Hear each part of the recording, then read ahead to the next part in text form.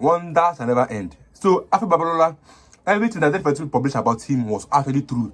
Like nothing was hidden, because weak links have actually exposed Afe Babalola that he is buying lawyers, he is buying the court, and that was exactly what the referee wrote in his book.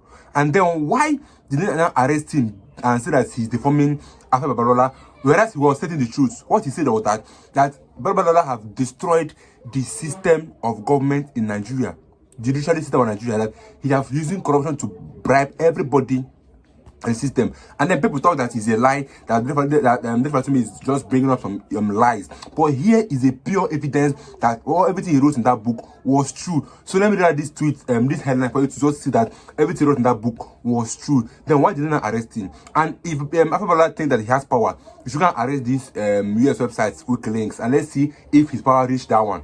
So WikiLeaks cable exposes how Afe Babalola, as ex-president Obasanjo, allegedly bought Nigeria court of appealing, ruling with 30 million cash in 2004. And this is exactly what the referee wrote in his book, and it's as if he was lying. See it by yourself that it's supposed that they bought court of appeal ruling with 30 million cash in 2004. And you know how much is 30 million 2004. You know how big it is in 2004. That was how they exposed them now, that this was what they used to do. And after that, they will think that the referee was just lying or cooking up some stories, more than evidence. But I think I would like guys to watch the remainder of this video and hear how they talked about this same issue, because this is now disheartening, and I think I'm beginning to love the referee because he resigned from lawyer because he said that, because now he's not a lawyer, he resigned because he said that he cannot stand the corruption in the judiciary system, that he cannot stand that bribery and corruption happening there. So he resigned early because he's the man that always stands for the truth.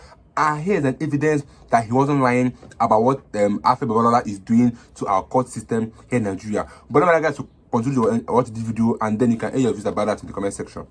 Person so revered as Afe Babalola, yes, it looks that you are impugning that image, that reputation built over the years. And I'm asking you to substantiate. Tell Nigerians on this platform what exactly was the case. How did he deny you justice through the system? Sheon, Mr. I wrote a book deliberately setting out the facts. I have also been very deliberate in my presentation and speaking about the book since I wrote it, to make sure that nobody is able to say that I have written the book with the intention of scandalizing persons. When I said Afe Babalola denied me justice, I laid out the substance of my allegation in the book that I have written. If I begin to deal with the nuts and bolts of it on your podcast or in the press, that's why you've never seen me tweet any part of the allegation or speak about it publicly. I've put it in a book. That is deliberate.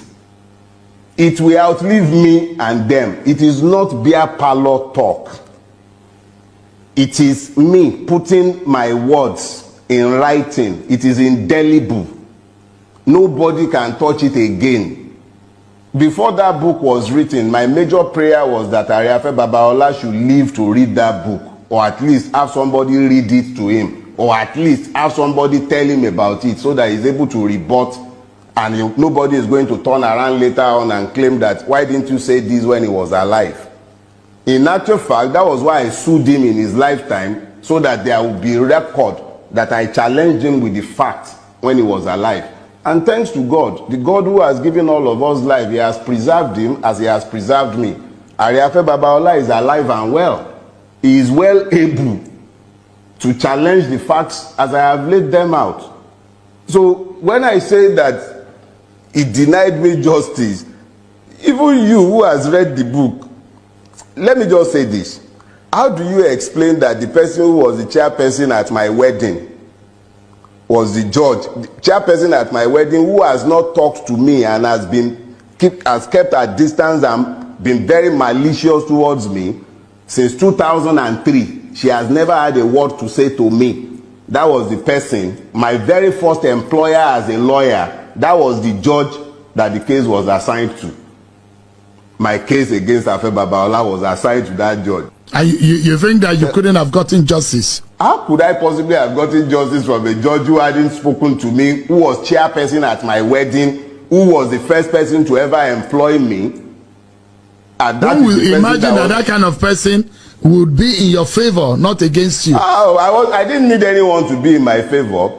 But as I said in the book, the moment the case was assigned to her, I called the former head of chambers and told him, see, they've assigned my case to this woman.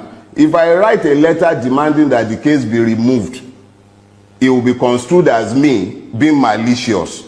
I'll leave it, since she's not the substantive judge. She's meant to be the I can't remember what they call those things. When you file a case, first it goes to a judge before it goes to trial. She was just meant to just take the preliminary issues.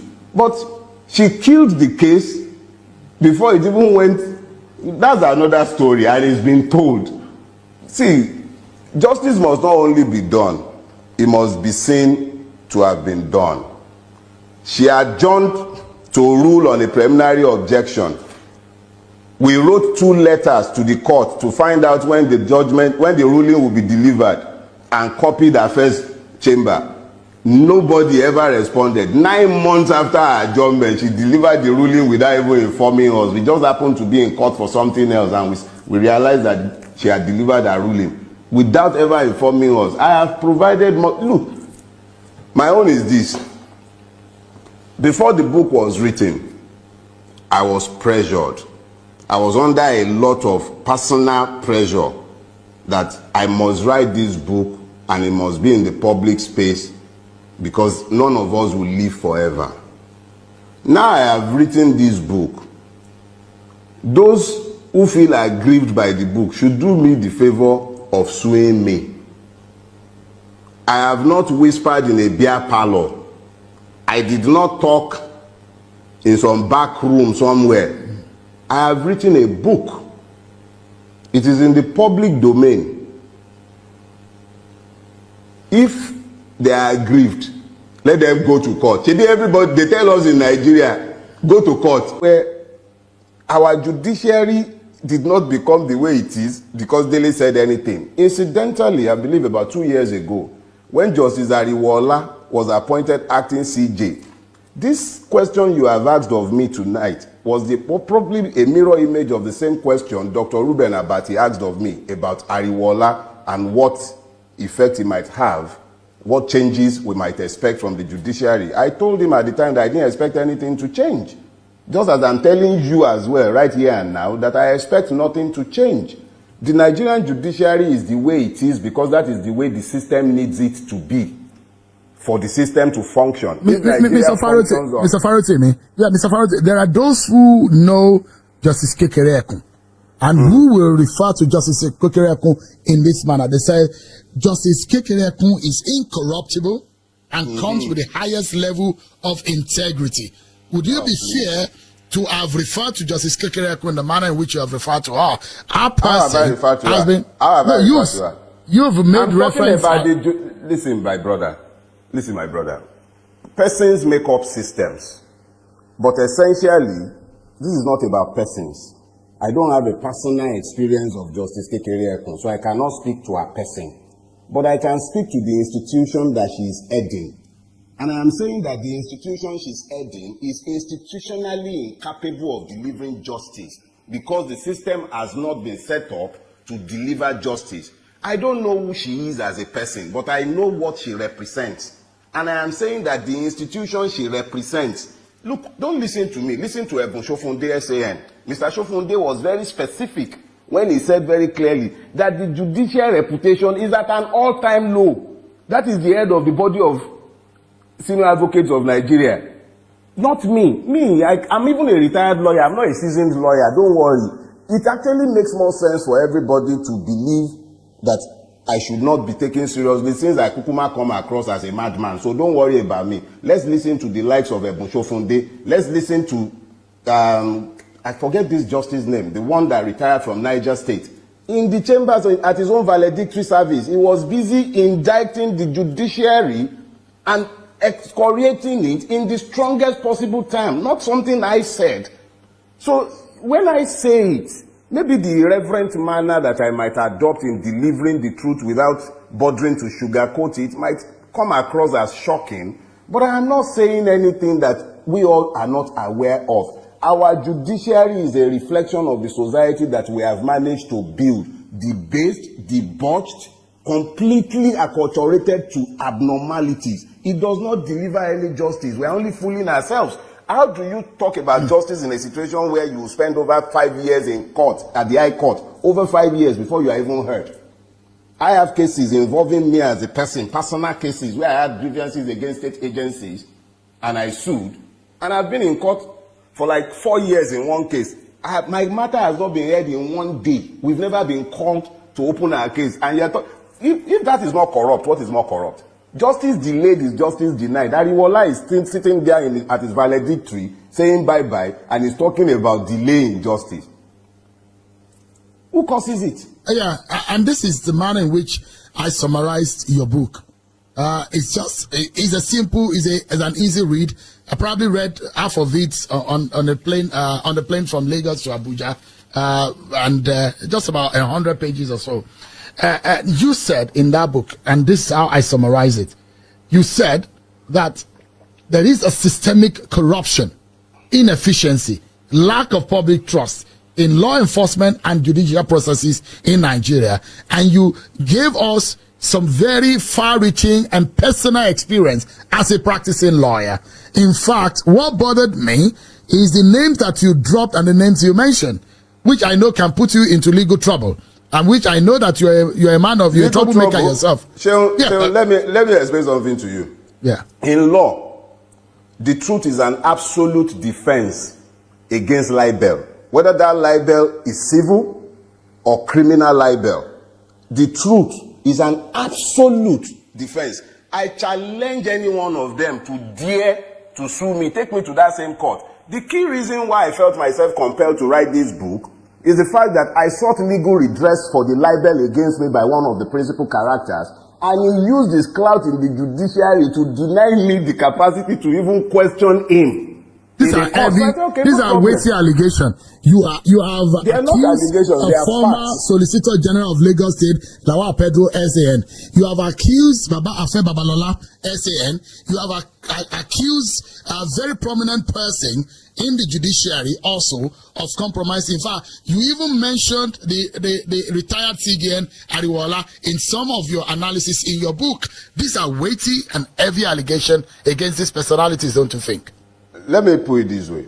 I have been very, very deliberate about avoiding dealing with names and persons, because my fight in the Nigerian space is not against persons.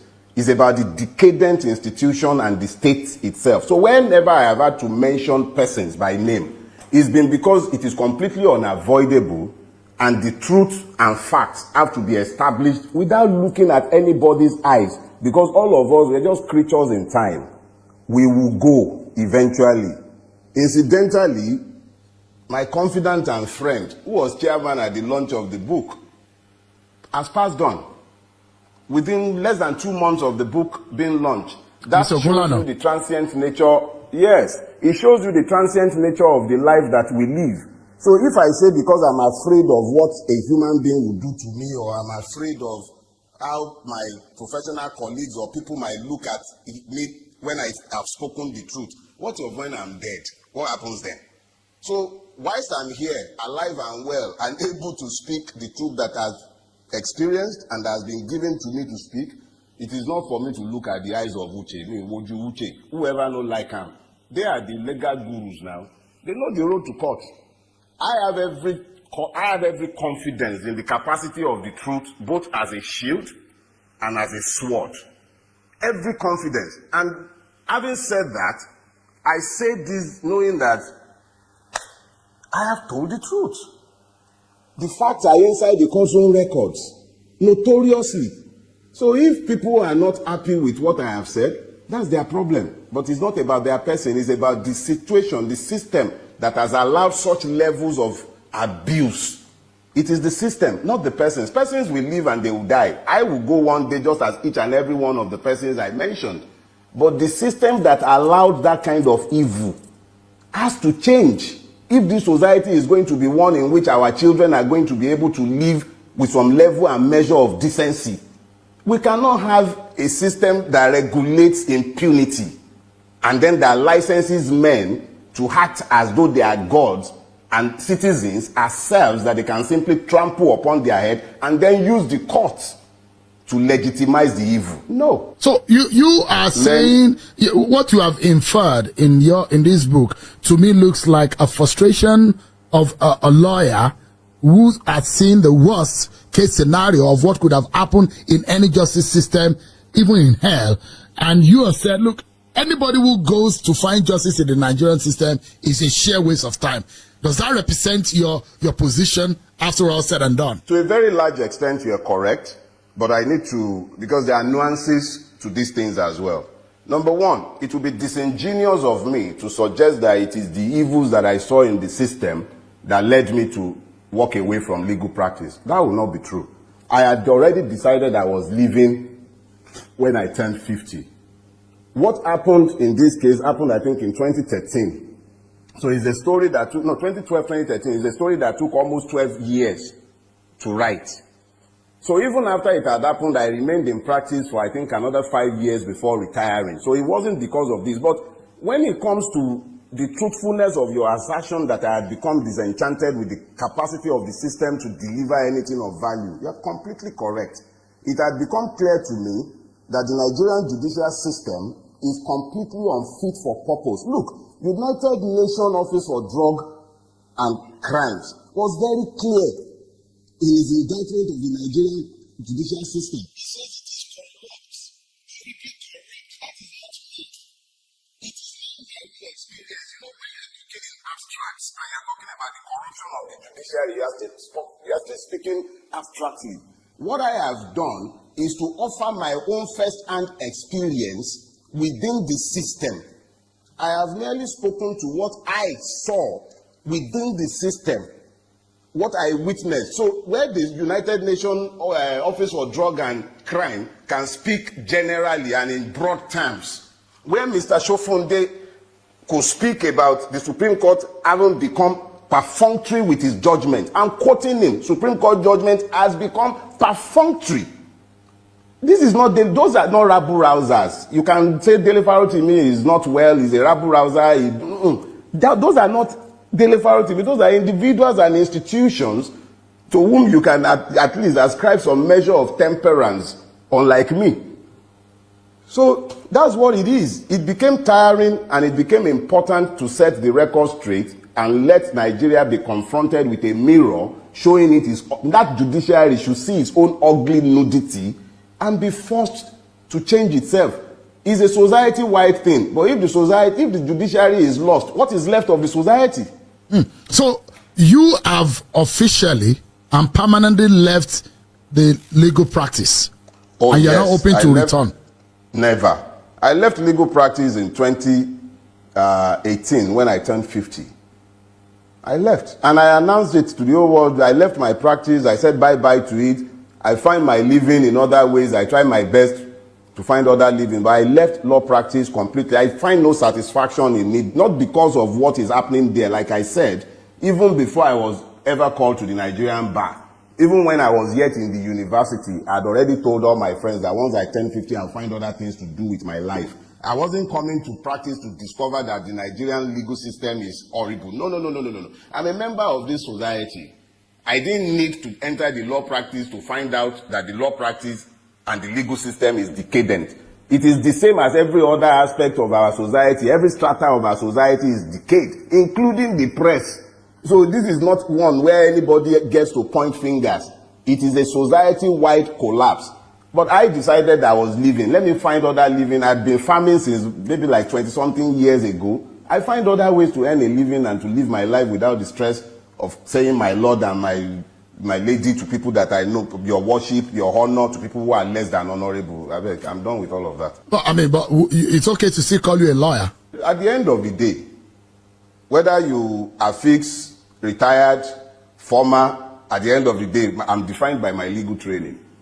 When I was taking the decision to read law, it was based on the understanding that I'm living in a lawless society, but it was necessary to understand the law so that I'll know the part where I have to bend or where I have to avoid. So I'm a lawyer for the rest of my life, but just not a practicing one. I'm retired. And so I'm going to the nitty-gritty of what you wrote in your book, which I may not be able to pick on every character or every experience that you have.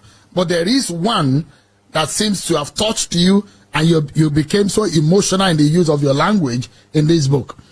You describe the situation, historical factors, socio-political dynamics, and economic disparities, which you think have contributed to the dysfunction system we have within the Nigerian judiciary.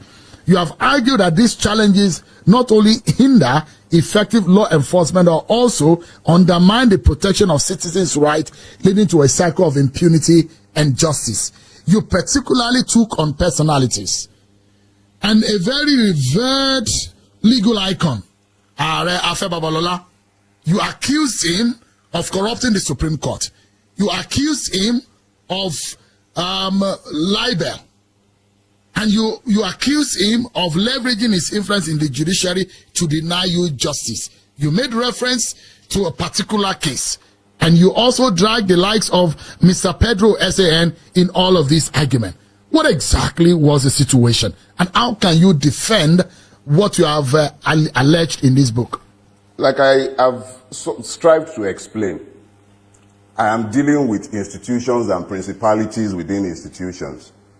That I have had to deal with persons is, by the way, they are collateral to my preoccupation.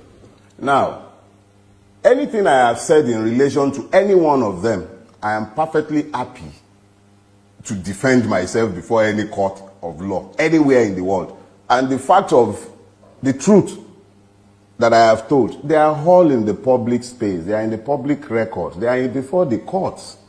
I have not written this book to scandalize or to make money. In actual fact, every kobo derived from this book already pledged and donated to a foundation for autistic children. This is not for gain. But the truth is the truth is the truth. And it must be told without caring about names or reputations. If I have lied against persons, they are lawyers. As you said, Baba is the legal ego in Nigeria. They are the ones who planted the judiciary that we have today. And I know, and they know what they did in the case under reference. And the facts of what they did, the malfeasance, is before the courts. They can't even, I don't even have to produce a single piece of paper.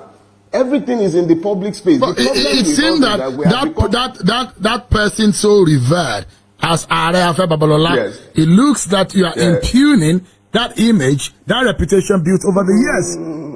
And I'm asking you to substantiate. Tell Nigerians on this platform what exactly was the case. How did he deny you justice through the system? I wrote a book deliberately setting out the facts. I have also been very deliberate in my presentation and speaking about the books as I wrote it to make sure that nobody is able to say that I have written the book with the intention of scandalizing persons. When I said Afe Babalola denied me justice, I laid out the substance of my allegation in the book that I have written.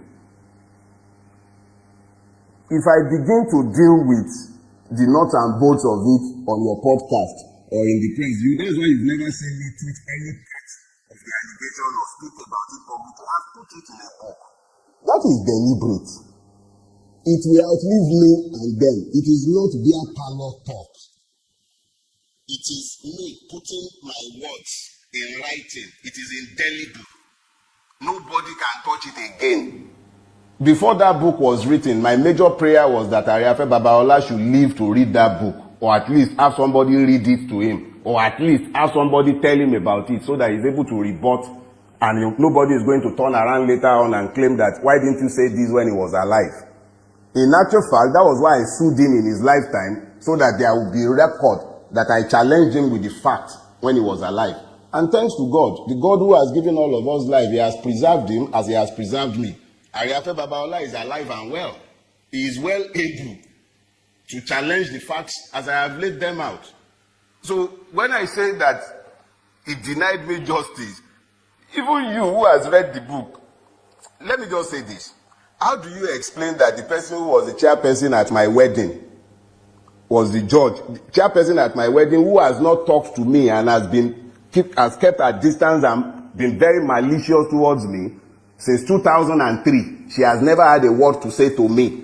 That was the person, my very first employer as a lawyer. That was the judge that the case was assigned to.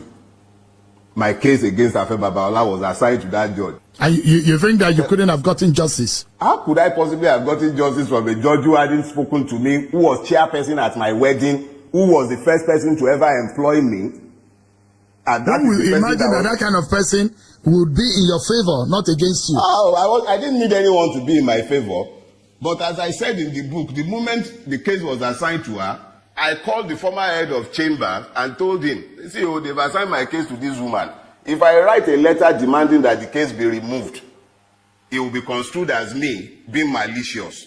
I'll leave it, since she's not the substantive judge. She's meant to be the I can't remember what they call those things. When you file a case, first it goes to a judge before it goes to trial. She was just I keep on saying this. Our whole system of government in Nigeria have been destroyed by corruption. 24. Do you know how much is 30 million? 24. 30 million is a very big and huge amount of money and was given cash. Then ask yourself, where did they get that money from? 30 million cash was given to buy a court of appeal ruling. Make it make sense. Make it make sense. Where our whole system of government in Nigeria have been totally destroyed. Come to military, destroyed. Come to academics, destroyed. Come to hospital, destroyed. Come to judiciary. It has been finished, but it has been finished to the ground.